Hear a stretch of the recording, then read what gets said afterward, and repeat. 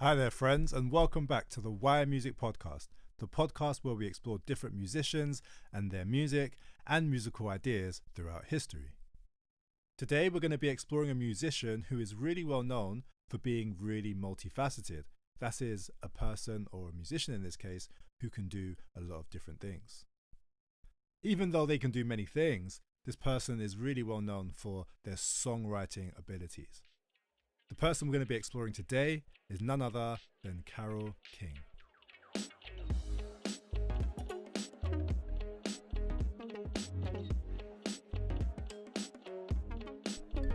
Carole King was born in New York in America in 1942. Her first musical influence was her mother, who exposed her to many different styles of music like pop and show tunes and also classical music too. She made her first recording when she was only a toddler, but of course she didn't do it by herself. She started to play the piano when she was about 4 years old, and when she was 15 she formed a band. And not too long after that she met someone who would actually go on to become a really popular and famous singer and songwriter in his own right. His name was Paul Simon, and you might have heard of him as being part of the duo of Simon and Garfunkel. Maybe we'll learn a little bit more about them on another podcast episode. As the years went on, Carole kept writing more and more music, and as a songwriter, even though she would write the songs, she wouldn't necessarily perform them or record them herself. She kept writing and writing, and her music became heard by many different people until 1960, when she had her first hit, which was called Will You Love Me Tomorrow, which was recorded by the group called the Shirelles.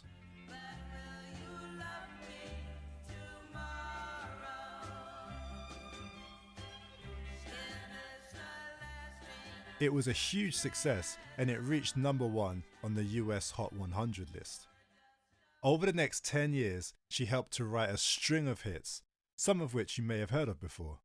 How about the song The Locomotion, which was actually performed by Little Eva? It goes a little something like this.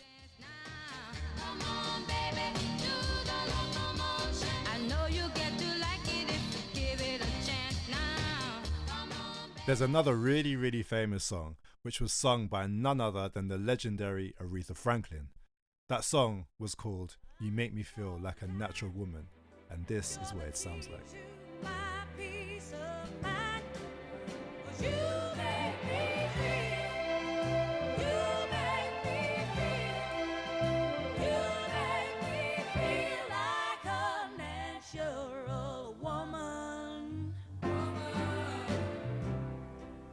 Even though she had written hits for many people at this point, she hadn't actually released her own music. That all changed in 1970 when she released her first album called Writer, and then she followed that up in 1971 with an album called Tapestry. Even though since then she has recorded many more albums, Tapestry has gone on to be her most popular one. It has sold approximately 30 million copies worldwide and has been certified in the USA 14 times platinum. On that album, she actually recorded the song Will You Love Me Tomorrow, the one that we just heard that was performed by the Shirelles. And she had none other than Joni Mitchell herself singing background vocals on that record. If you're interested, we actually did an episode about Joni Mitchell in season 1, episode 6, so you can have a listen to that to find out more about Joni Mitchell herself. That Tapestry album, though, won her an incredible 4 Grammy Awards in 1972. This made her the first woman to win multiple Grammys in the general field. Just in case you didn't know, the general field are 4 awards that anyone can win, no matter what style, no matter what gender you are. Those awards are Album of the Year, Record of the Year, Song of the Year, and Best New Artist. She has released 16 studio albums to date, 7 of which have landed in the top 10 of the US Billboard charts. As I said at the beginning, Carole King is multifaceted.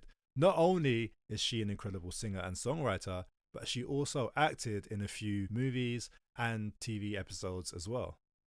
In 1987, Carole received the honour of being inducted into the Songwriters Hall of Fame.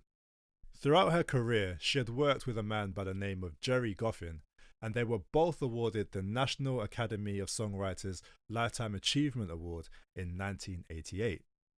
Over the last 30 years, Carole King has won many, many awards.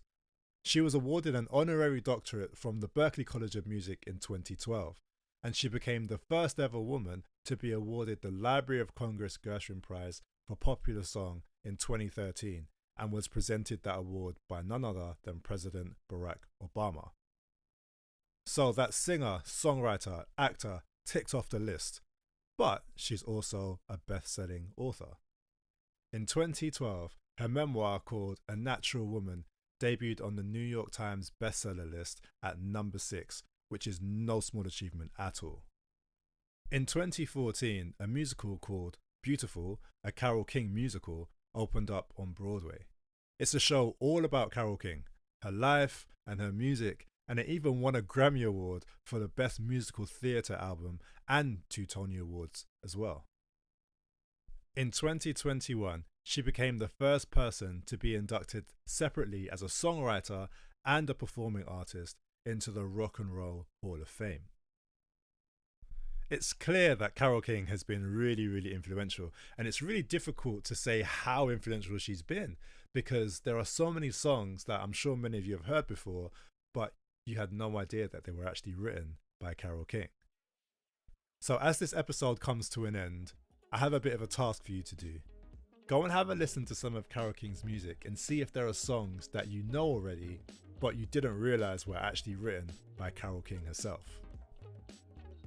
That's all we've got time for today, but I really hope that you found it interesting and inspiring and fascinating listening to just a little bit about Carole King's life.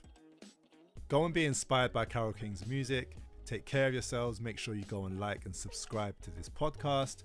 And peace.